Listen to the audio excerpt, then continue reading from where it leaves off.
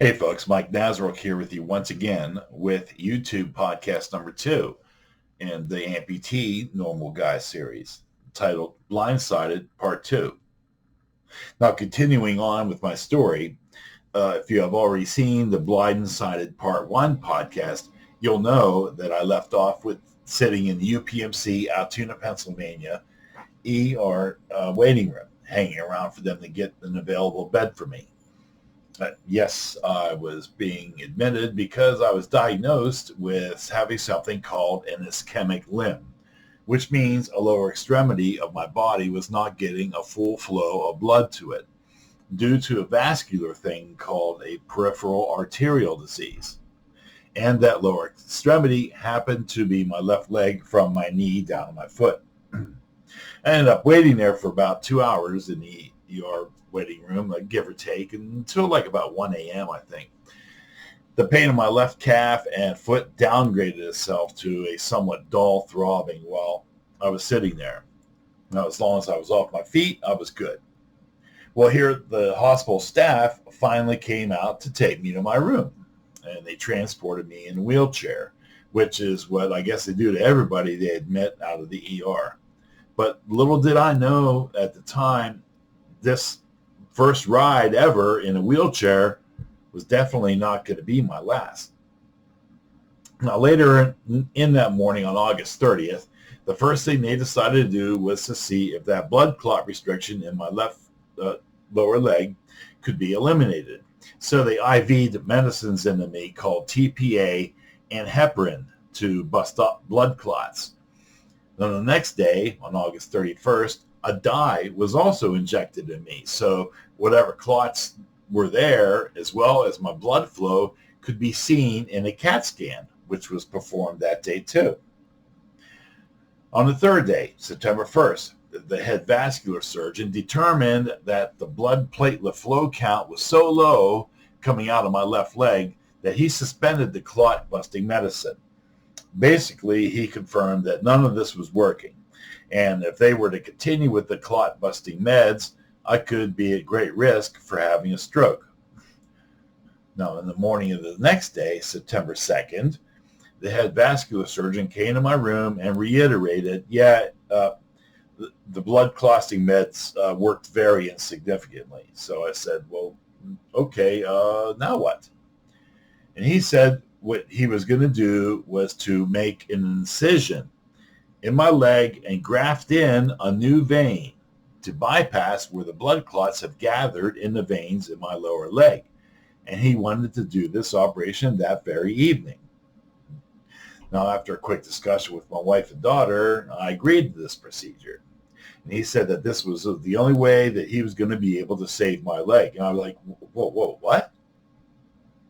And he repeated how necessary this operation was. And I was just like, okay.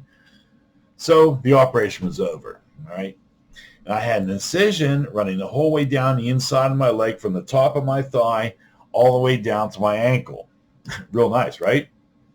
I mean, I had no idea at the time, but the fun was just getting started.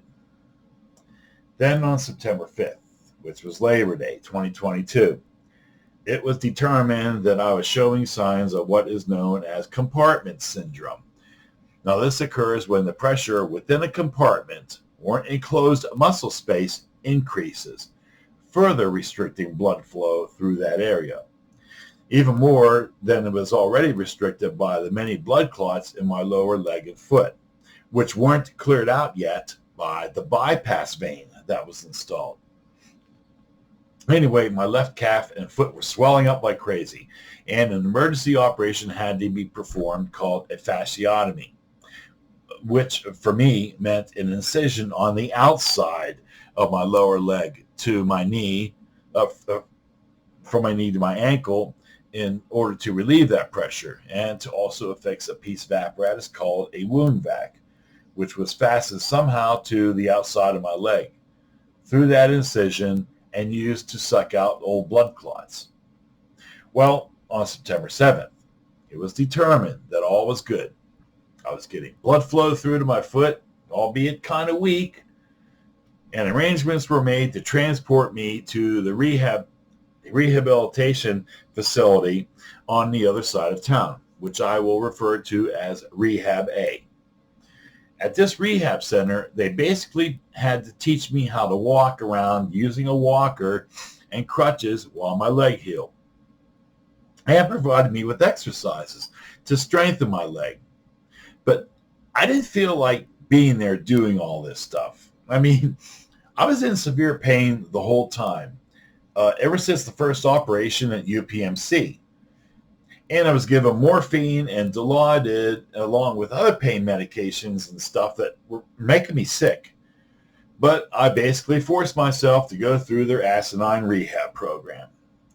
Now, starting on September 9th and scheduled for 2 times a week, a physician assistant was assigned to change the dressings on my leg incisions and clean the wound vac. She was also scanning my lower leg with a Doppler arterial device, sort of like the ultrasound thing that the Nason Hospital doctor had. And she was only hearing a very faint pulse in my left foot. Now I could see the concern on her face while she was running the Doppler probe over my foot that this wasn't good, okay? So then on the weekend of September 17th and 18th, my pulse in my left foot was barely noticeable. And on September 20th, it was noticed that my left foot and calf were turning blue. The head doctor at Rehab A determined that I needed to be sent back to UPMC Altoona to have the vascular department figure out what was going on here. So I was transported my med van back to UPMC on September 21st. On September 22nd, the head vascular surgeon, the one that did all those other operations, did a thorough examination of my lower leg and foot, checking blood flow and the wound vac operation, among other things. And on the evening of that day, September 22nd, 2022, the vascular surgeon approached me while I was in my bed with my wife and daughter present. He took a deep breath, looked me in the eye, and said very somberly, "Mike, it saddens me to inform you that the bypass operation, along with that emergency fasciotomy and those other efforts, were not successful.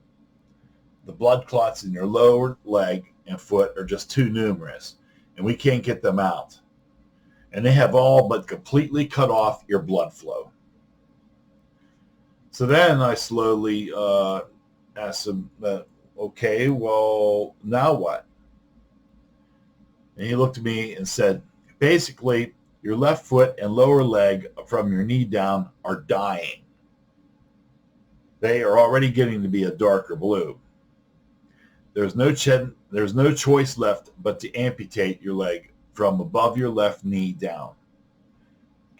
I just blindly looked at him and quickly glanced at my wife and daughter and said in about half a chuckle, You're freaking kidding me, right?" With an expressionless face, he replied, "I'm afraid I'm not." So then I said in sort of a defiant tone, "Well, suppose I say no. I mean, I don't want you to do that. I don't want you to amputate my leg."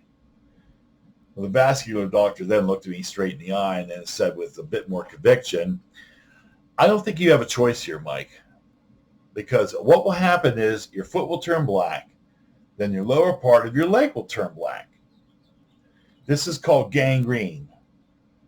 Your foot and lower leg will basically be rotting. The gangrene will then go up into and through your thigh, and then it will start attacking the midsection of your body. It will all be extremely painful, like you have never felt before in your life. And the stench your rotting body will put off will be absolutely terrible. Then you will maybe last 2 to 3 months tops. And then you will die an agonizingly horrible death." Well, I then took a deep breath,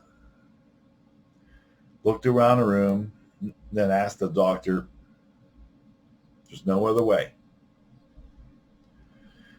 He sat straight up and said, "Mike, we did everything we could to save your leg. There is no other alternative at this point." Well, I then looked down at the floor, and without looking up, I said, well, when do you want to do this? He answered, early tomorrow afternoon. I meekly and very softly said, okay.